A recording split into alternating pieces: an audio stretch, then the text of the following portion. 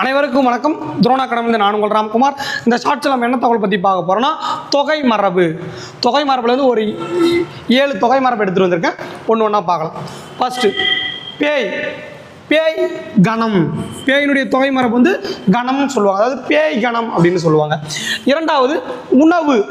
உணவினுடைய தொகை மரபு பந்தி. உணவு அதிகமாக எங்கே பரிமாறப்படும்? பந்தியில் தானே.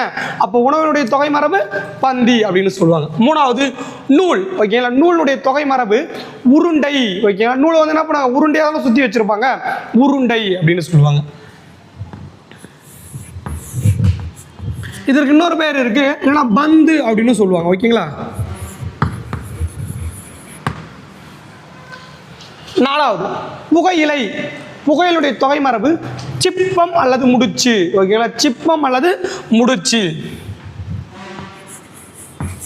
புகையில என்ன பண்ணுவாங்க, சிப்பம் சிப்பமா கட்டி முடிச்சு போட்டு வச்சிருப்பாங்க இல்லைங்களா. அப்போ புகையிலுடைய தொகை மரபு சிப்பம் முடிச்சு. அஞ்சாவது நாடகம். நாடகம். நாடகம்ன்றது ஒரு ஆள் நடிக்கிறது பேர் நாடகமா?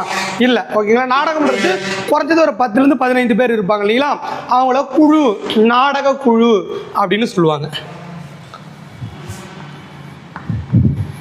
இவங்களுக்கு இன்னொரு பேர் இருக்கு, கோஷ்டி. நாடக கோஷ்டி அப்படின்னு சொல்லுவாங்க இல்லைங்களா, அப்போ கோஷ்டி.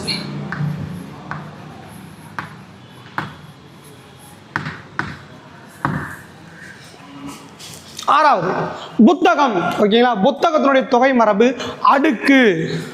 புத்தகத்தினுடைய தொகை மரபு அடுக்கு.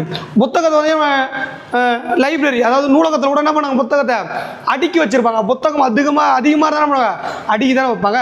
அப்போ புத்தகத்தோடைய தொகை மரபு அடுக்கு அப்படின்னு சொல்லுவாங்க. ஏழாவது அறிஞர். அறிஞர்கள் அதிகமாக இருக்கக்கூடியது வந்து அவை. அறிஞர் அவை அப்படின்னு தானே சொல்லுவோம். அப்போ அறிஞர்கள் அதிகமாக இருந்தால் தொகை மரபு என்னது, அவை. ஓகேங்களா. அப்போ பாருங்க, பேய் கணம், உணவு பந்தி, நூல் உருண்டை, புகையிலை சிப்பம் முடிச்சு, நாடகம் குழு, புத்தகம் அடுக்கு, அறிஞர் அவை அப்படின்னு சொல்லுவாங்க. நன்றி. வேறொரு முக்கிய தகவலுடன் அடுத்த வீடியோவில் சந்திக்கலாம்.